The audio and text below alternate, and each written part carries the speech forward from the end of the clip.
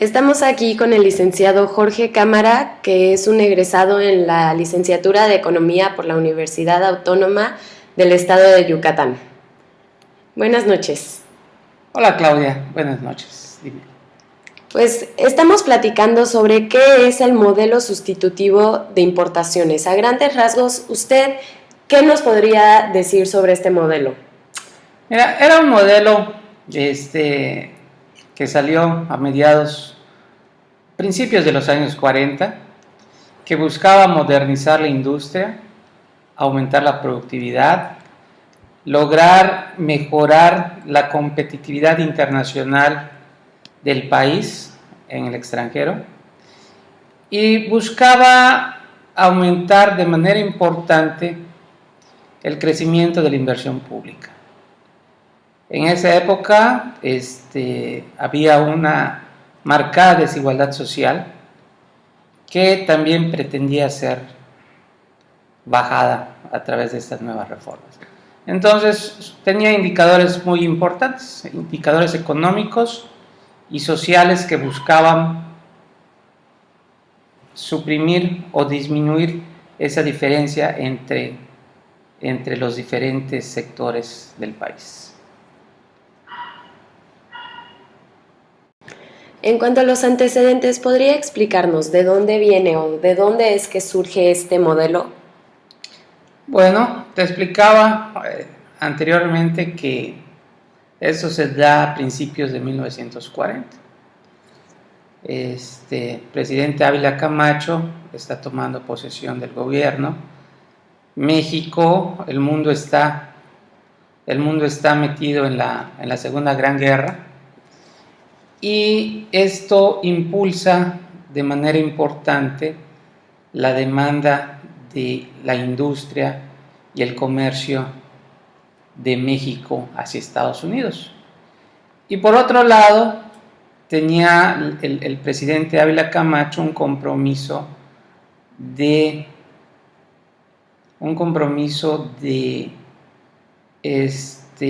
pagarle a los exdueños de las petroleras las indemnizaciones a las que se habían hecho, o a las que tenían derecho.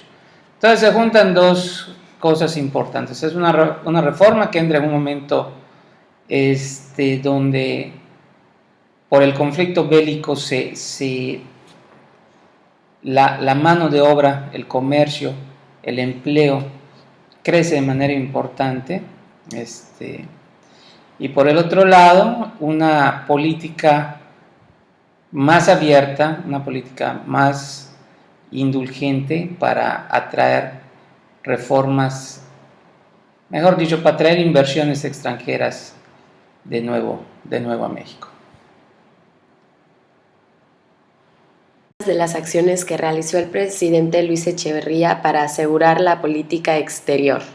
Impulsar de manera importante un gasto en el sector público, principalmente en infraestructura carretera.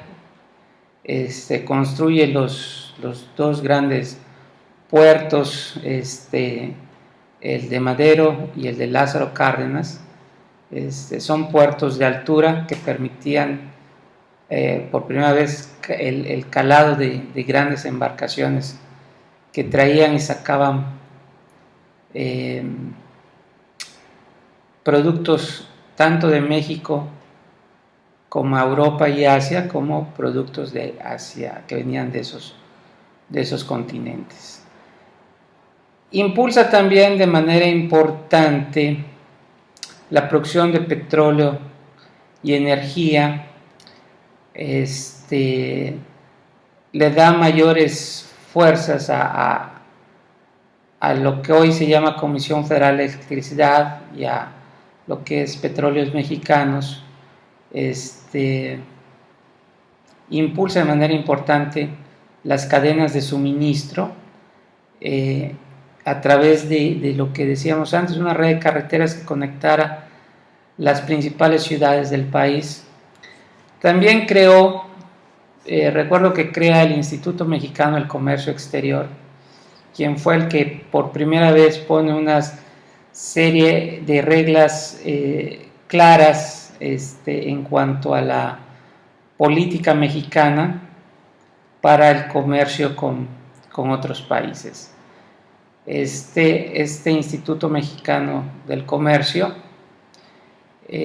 se vuelve muy importante, ya que a través de él todo lo que era el comercio en México con las otras naciones ya por fin tenía un contexto dentro de un marco legal en el cual estaba inscrito todo este proyecto del presidente Echeverría. ¿Qué otras cosas hace Echeverría?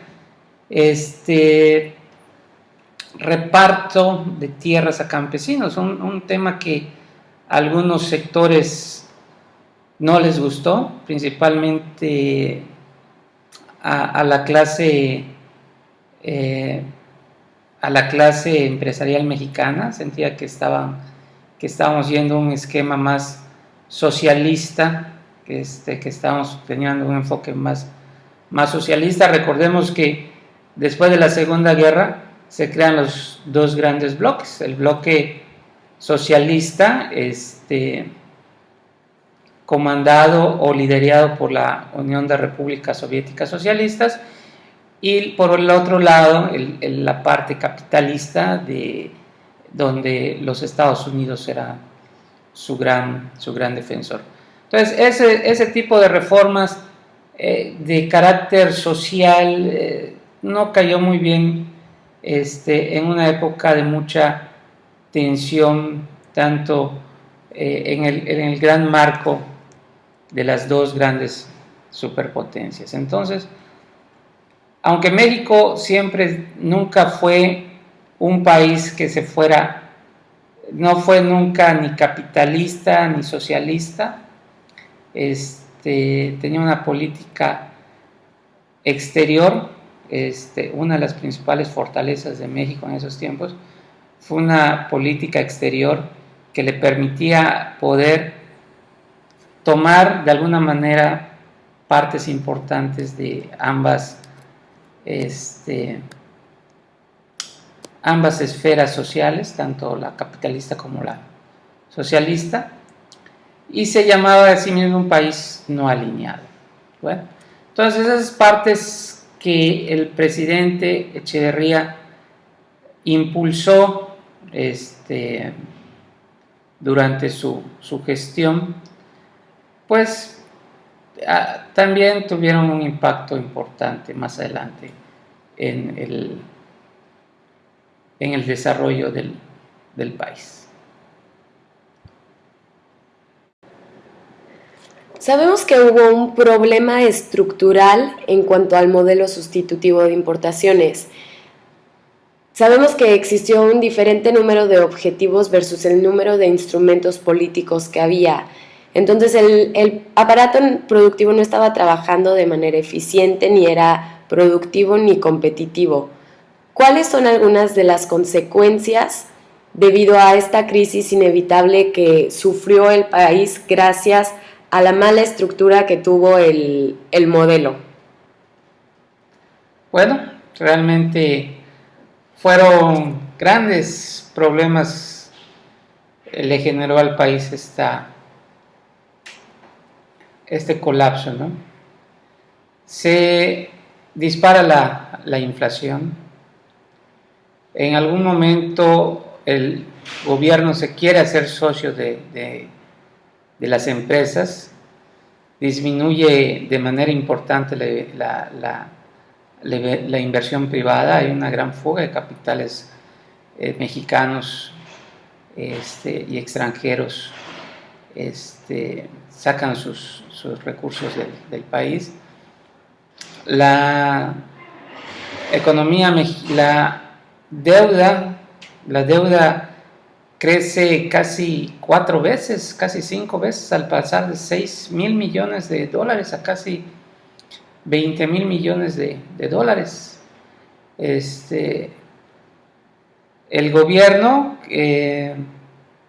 crece el gasto público de manera muy importante, emite valor papel moneda sin valor. A veces costaba más el metal con que estaba hecha la moneda que el valor que esa moneda representaba. Compra en un afán de evitar los grandes despidos y un problema social importante, compra varias empresas que están a punto de la quiebra, con el único afán de sostener los empleos. Crea también lo que da paso a procesos ineficientes, una alta corrupción, cosas que van arrastrando las economías, las finanzas mexicanas a un punto aún más crítico. Sin embargo, nada de eso le funcionó al presidente. O sea, crecer la inversión pública, rescatar empresas, hizo que las finanzas aún se vieran más debilitadas. Inclusive el dólar, que normalmente cuando él entra al poder el precio del dólar andaba alrededor de los 12.50, y él lo deja casi a 20 pesos por dólar. O sea, la economía era una inflación galopante. Ya los precios se tenían que revisar los precios 2 veces al día. Era muy complicado. En 1976 deja la presidencia, se la deja a cargo de López Portillo, y en esa transición, igual, y lo veríamos después de manera frecuente, cada cambio de gobierno generaba una devaluación de moneda, se volvió parte casi cíclica de cada cambio de gobierno durante los últimos años, sobre todo del priato en México. Entonces son cosas que van descomponiendo el tejido social, corrupción, desempleo, salarios que no eran competitivos, crea un verdadero problema al siguiente presidente de México. Por último, ¿cuál es su opinión sobre las causas de la crisis en el periodo de este modelo? Bueno, fueron principalmente un terrible manejo de las finanzas públicas. Durante la época de López Portillo crece de manera extraorbitante, sin ningún tipo de control, la burocracia en México. El gobierno se vuelve el mayor empleador, un sistema burocrático pesado, obeso, corrupto. Había una falta de liderazgo financiero. Las decisiones del presidente eran siempre con un enfoque muy populista. El petróleo se volvió la mayor fuente de ingresos del gobierno. Los excedentes petroleros financiaron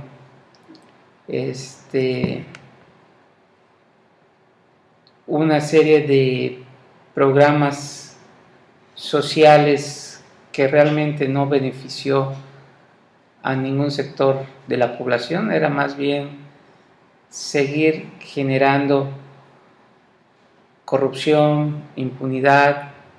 Realmente fue un verdadero desastre. Tres secretarios de Hacienda fueron los que desfilaron en la época de López Portillo. Ninguno pudo contener las malas ideas del presidente. O sea, había un Banco de México sometido, no era independiente como lo es hoy actualmente. Era un Banco de México que su gobernador le reportaba directamente al presidente del país. No había un gobierno, mejor dicho, no había un verdadero contrapeso para el poder. El presidente en esa época era realmente era el único dueño del país. La estructura del poder se rodeó de familiares, amigos. Los ingresos nunca fueron suficientes para compensar los egresos que el gobierno tenía, sus compromisos no fueron, sus compromisos nunca se pudieron cumplir. La inflación era desbordante, llegó en un año a ser mayor del 100%, y todo eso pues fue haciendo que las economías de este país realmente fueran insostenibles, inmanejables, y acabó en un gran colapso económico. Acabó con la privatización de la banca, acabó privatizando sectores importantes de la industria, el comercio, que decía que según en la visión del presidente era que estaban saqueando al país cuando él era el primero. Entonces termina López Portillo acabando con las instituciones financieras, Banamex, Bancomer, bancos de toda una tradición en el país, son absorbidos por el gobierno. No había en ese momento entonces nadie que confiara, el sector privado, tanto nacional como extranjero, pues no tenía ninguna confianza en nuestro gobierno. Al final termina todo con la salida, bueno, realmente empieza a México con sus grandes problemas al salir López Portillo, deja el poder, pero realmente lo deja las finanzas públicas en un estado que al país le llevó muchos, pero muchos años poder recuperarse.